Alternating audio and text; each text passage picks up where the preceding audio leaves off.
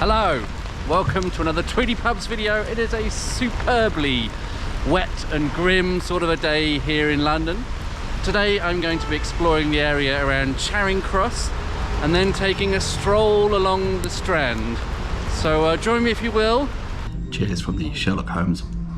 It's a Green King pub, and this is an eponymous ale, Sherlock Holmes ale, something like that, which presumably is something else from Green King, rebadged. Apologies for the music in the background. Actually here for lunch, having some macaroni cheese. I'm not sure how Sherlockian that is, but... According to pubshistory.com, the pub was originally established in 1846 and for a time was called the Northumberland Hotel, then later the Northumberland Arms. The current building likely dates to 1883. The pub changed its name in 1957 to the Sherlock Holmes as we see it today. I know it would be easy to dismiss the Sherlock Holmes as a tourist trap, but the centrepiece of its Sherlockian theme has an interesting history of its own. On the first floor, there's a recreation of Sherlock's study from the lodgings he shared with Dr. Watson at 221B Baker Street. It's incredibly detailed and a visual feast for any fans of the great detective. It's surprisingly old. It dates to 1951 and was originally created for the Festival of Britain. It's the work of theatrical set designers Brunskill and Loveday. After being exhibited during 1951 at Abbey House on Baker Street, it went on a world tour before returning to Britain and being sold to Whitbread in 1957 and formed the main attraction of their newly renamed Sherlock Holmes pub. There are two wonderful videos from the period of it. There's archive footage of the opening of the exhibition in 1951, attended by one of Sir Arthur Conan Doyle's sons. Later, in 1958, a beautiful British Pathé video showing it in situ here at the pub. The music was getting a bit grating, so I've decided to come outside and sit in the rain. I mean, that's how much I dislike pipe music in pubs. Downstairs bar is a sort of fairly typical chain pub rendition of a sort of Victorian pub interior, I suppose. Of course, you may ask, how is it we ended up with a Sherlock Holmes pub on Northumberland Avenue near Trafalgar Square in Charing Cross, which is nowhere near Baker Street. That's the other side of central London. But there are actually some somewhat tenuously relevant Sherlock Holmes references to this location. In Hound of the Baskervilles, Henry Baskerville, is it? The young lord who's come back from America to take up his family seat had been staying at a Northumberland hotel. That may have been inspired by the name this one had at the time. Scotland Yard is of course just round the corner from here, and also Watson and Holmes occasionally frequented Turkish baths, and I believe there is still a remnant of those. They were cited as being next to the Northumberland Hotel or the Northumberland Arms in one of the books, and I believe there is still an architectural remnant of those just round the corner from here in Craven Passage. It is undeniably very much on the tourist trail. It's a Sherlock Holmes pub, but I think there is a certain amount of charm about this lingering relic from the 1950s. You know, if it's a tourist pub, it's certainly not a modern tourist pub. How many pubs today would devote that much potential seating area to a whimsical exhibit? Next up, the Ship and Shovel. Cheers from the Ship and Shovel. This is a unique and fascinating pub, sometimes called a pair of pubs. The buildings date to the 1730s. And the earliest record I was able to find of a pub on this site of this name was from 1781 in the Sun Fire Office Insurance Records. It was actually derelict for a while, for about 15 years, until the late 1990s, and then bought by its current owner, Hall & Woodhouse, the Dorset brewer. And it was at that time, I believe, the extra shop unit across the street was added on as an additional pub, and they built an underground passage between the two. It was one of these underground passage rumours, but I believe in this case it's actually true. The smaller half had previously been a sandwich shop, and there are photos from the 1950s and 1970s showing it as a sandwich shop that also sold beer as more of a sort of off-licence. Benjamin Franklin lived round the corner on Craven Street. I'm not quite sure if dates work such that this might have been his local at some point. It is listed. I think both of these buildings are listed, and Historic England cite the pub frontage as being late 19th century. The main part of the pub, the larger half, if that makes sense, the larger side of the pub, retains some good mahogany bar fittings, quite a lot of etched glass in there. It has a really nice feel to it, really sort of pubby pub. I've always naturally gravitated towards this smaller half, even though it is essentially a conversion, a very modern conversion, probably only 25 years old, but it has this very heavy wood panelling which may have predated that conversion to a pub. Perhaps that was here in the days when this was a sandwich shop, and I think later an antique shop. Very nicely adorned with relevant prints and paintings on the wall. There's a fireplace. There is a very nice snug at the back of this pub, where I'm this half of the pub where I'm currently sat, has room for 4 to sit. There's also an upstairs function room that I think is currently actually in use as a private function, so we can't go and look at that right now. The name is the subject of some debate. There are 2 main theories for where the name Ship and Shovel come from. The first is that it was named for Admiral Sir Cloudesley Shovell, who was a sailor, a seaman of some note, and died in a tragic accident around the Scilly Isles, was it, in the early 18th century. And the other theory is that it actually relates to coal shovelers. You have to remember, at one time we were much closer to the river here, and it was still a centre of industry. Even this stretch along down from the Strand had Thames barges coming in with various shipments, including coal and grain. The Ship and Shovel is a name that's found in several other places around. There were at least 3 at one time in London, and often referred to the labourers who frequented that pub, the people who were employed in removing whatever the cargo was, probably by shovel, from the barges, the ships that had docked nearby. And that interpretation of the name would also tie in with a pub that we're going to be seeing later today, the Coal Hole, a Hall and Woodhouse pub today. Quite a fan of their beer, actually, as brewery pubs go. I think partly the fact that there aren't a huge number of them in London particularly. There's only a handful Hall and Woodhouse pubs, so it hasn't yet become too sort of ubiquitous. I haven't had the opportunity to get fed up with them yet. So there you have it, the Ship and Shovel. I've always been very fond of this pub, or this pair of pubs, however you want to call it. You can imagine on a sunny day, this alleyway here is filled with people enjoying their pints al fresco. Not so much today, given the weather. In fact, I really classic shot here, looking up these steps from the archway and the pathos of the rain dripping off the edge of the archway of the Ship and Shovel. I'm aware I'm veering a bit off topic here for a video that is nominally about pubs. Cheers from Gordon's Wine Bar. I shall keep this segment brief because I suspect this will lead to complaints in the comments otherwise, but I think this is a bit of a gem. Those of you who aren't really wine fans, if you can find anything on the menu here that is of interest, then I think it's worth poking your nose in. In terms of sort of just pure atmosphere, dates back to 1890 and is probably almost certainly London's oldest continuously running wine bar. It's all underground. There are no windows, or at least no windows that are not blocked up. It's entirely lit by candlelight. The paint is peeling. It's got this sort of cavern, sort of cave-like interior with vaulted ceilings. The walls are covered with the vintage prints, and there are old bottles of champagne and, like I say, candles absolutely everywhere. I think it's got a huge amount of atmosphere. What I thought of particular interest, they have wines directly from the wood, so they have barrels behind the bar, particularly for ports and sherries, perhaps not so much for your non-fortified wines. So I'm having a glass of their Manzanilla sherry, came straight out of the barrel. It's a bit of a weird interregnum between the beers perhaps, but I think atmosphere-wise this place has a huge amount going for it. Also, cheese fans will delight in the wall of fermented curd that meets them if you come in by that entrance. Trying to think what a better word for interregnum for when you have a wine pause in between beer. Intervignum. There's got to be a word for it, isn't there? Surely. Just an intervention. That's probably what I need, is an intervention. I hadn't realised quite how large the outdoor drinking space at Gordon's wine bar is. It goes all the way along the top of this park whose name I've forgotten. That brings us nicely onto Carting Lane for our next pub. Carting Lane has a rather unfortunate nickname, given that behind me is the last remaining sewer gas powered street lamp.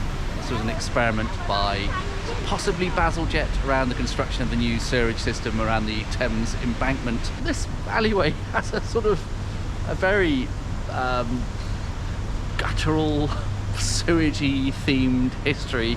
It was originally named Dirty Lane, and one of the theories for that was that essentially raw sewage would run down here to the Thames. So not a very illustrious setting, considering we're on right next to the Savoy here. These very grand theatrical sides of these buildings here are part of the, is it either the Savoy Hotel or the Savoy Theatre?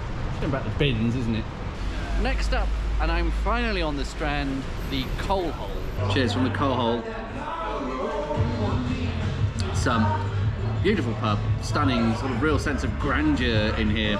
Unfortunately, pretty loud music in the background, so I may have to go outside to do the blurby bit. Managed to find a corner of the pub where the piped music was a little bit less evident. This pub has a slightly confusing history because there was another pub of this same name just off the Strand but a little bit further down. So we're on Carting Lane, that may have previously been called Dirty Lane, and one or two alleys over, again on the south side of the Strand, there was at one time a small alleyway called Fountain Court, and the original Coal Hole was located there. So the site of this pub that we have now was probably called the Salisbury Tavern for the latter half of the 19th century, and then there was a rebuild. The current building was built in 1903 by Thomas Edward Colcutt, who also designed the Savoy Hotel as we see it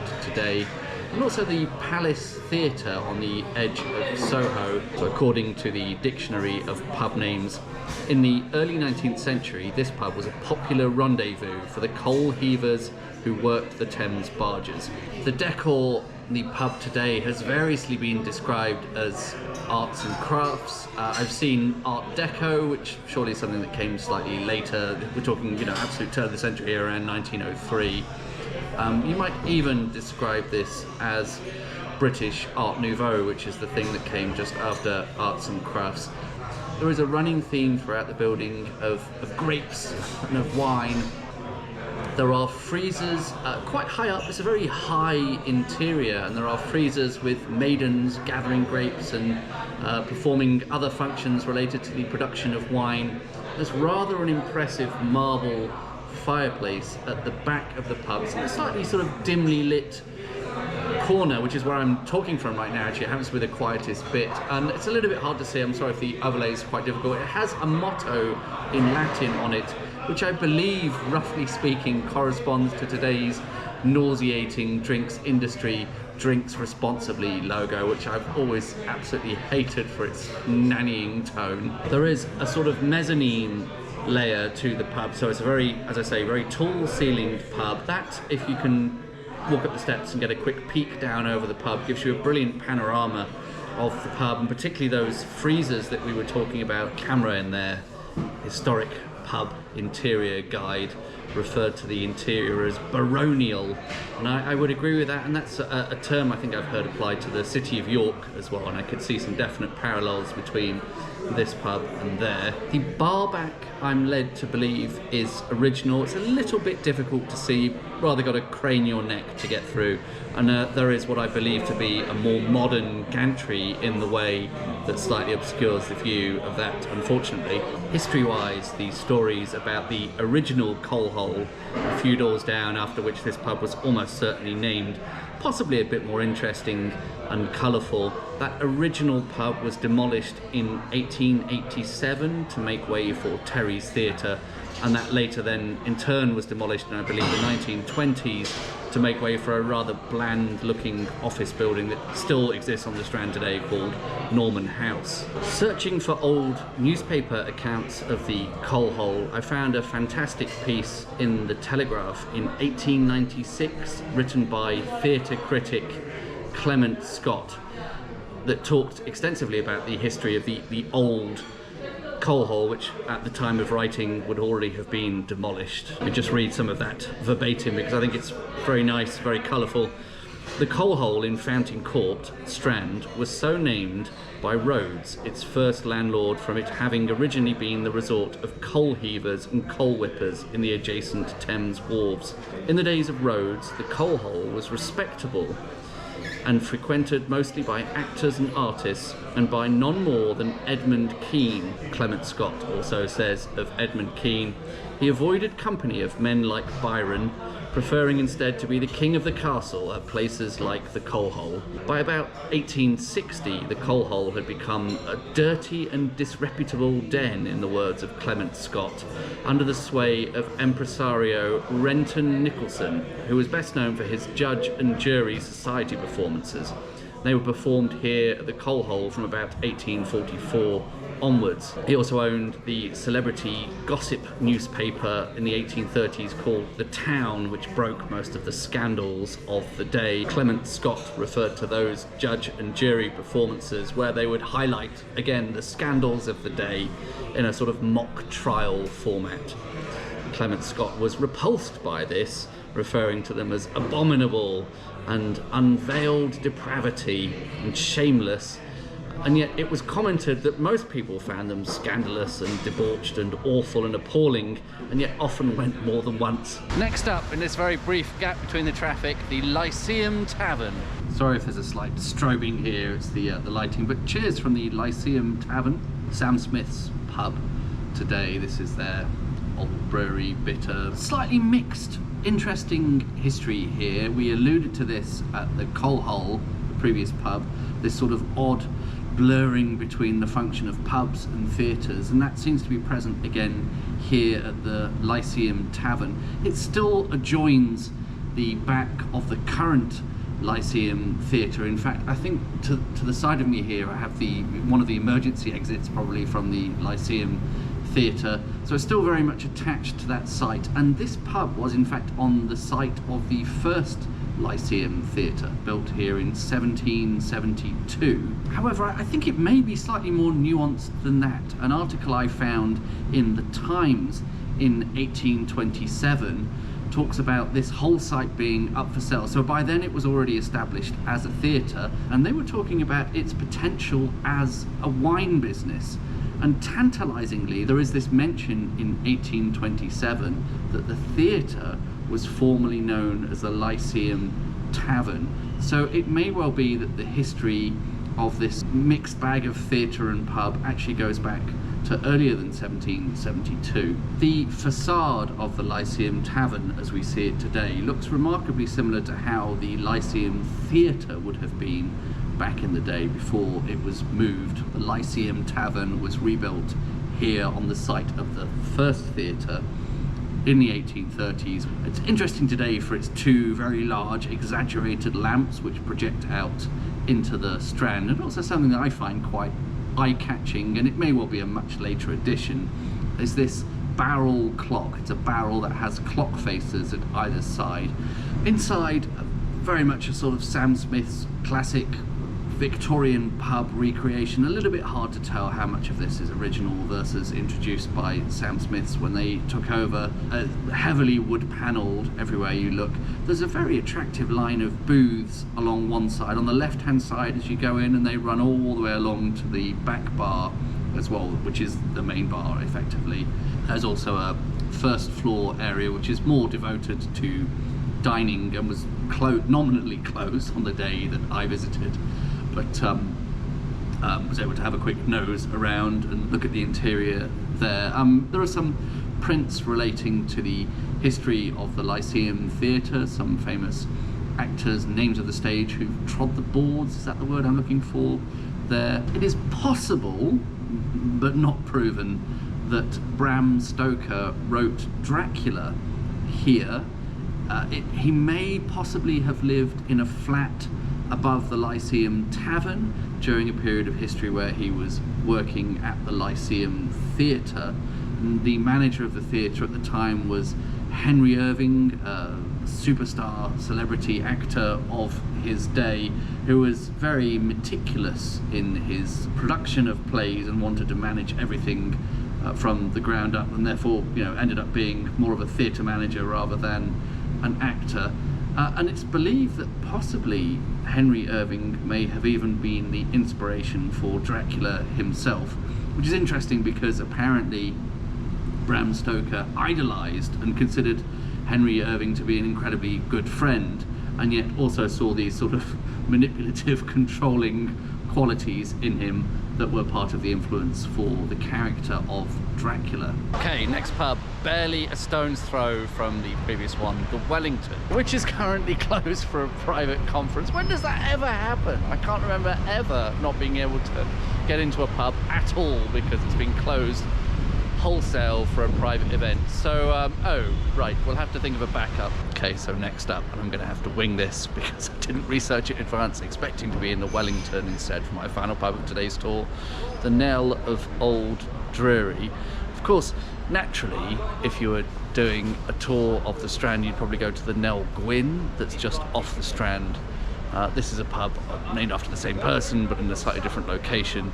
But I've covered that before in the pub video on Covent Garden. Yeah, I think it's got a nice frontage at least. I can't remember much else about it, but I'll try and wing it once I'm there. It's bloody great vans in front of it, so I can't get a decent street shot of it, but I promise it is quite a good looking frontage. That lovely bow window.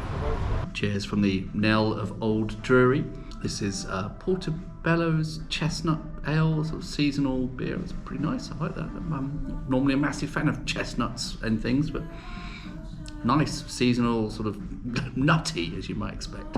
So we have already covered Nell Gwyn before. I think it's probably a testament to her fame and her enduring appeal as a historical character that she has not one but two pubs named after her in London's theatre district. So to recap, she was an actress in the 17th century who was famed for being not just beautiful but also hilarious, had a really witty tongue, and became quite possibly a mistress of King Charles II. According to what pub, the Nell of Old Drury was licensed in 1835 and it was rebuilt in 1883. I think my favourite feature of this pub has to be the beautiful bay-fronted window on the ground floor, which was a little difficult to appreciate today because of the unfortunate presence of all the vans. It's also a really nice view from the first floor, where I'm sitting now, across to the Theatre Royal Drury Lane.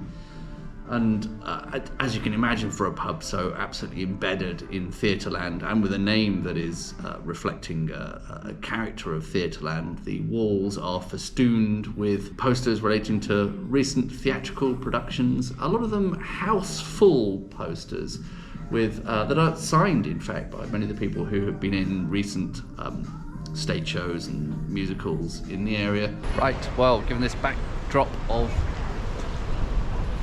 fountain dedicated to Augustus Harris, I will sign off. I hope that's been of some interest. Didn't go quite to plan, but that's you know, do have to sometimes think on your feet with pub crawls. I think Charing Cross and then heading into the Strand is quite an interesting area. If I had to pick a favourite pub of the day, I think the Ship and Shovell had a particular kind of magic to it, and the Coal Hole probably a good runner-up in terms of grandeur. So thank you very much for watching, and I'll see you on the next one.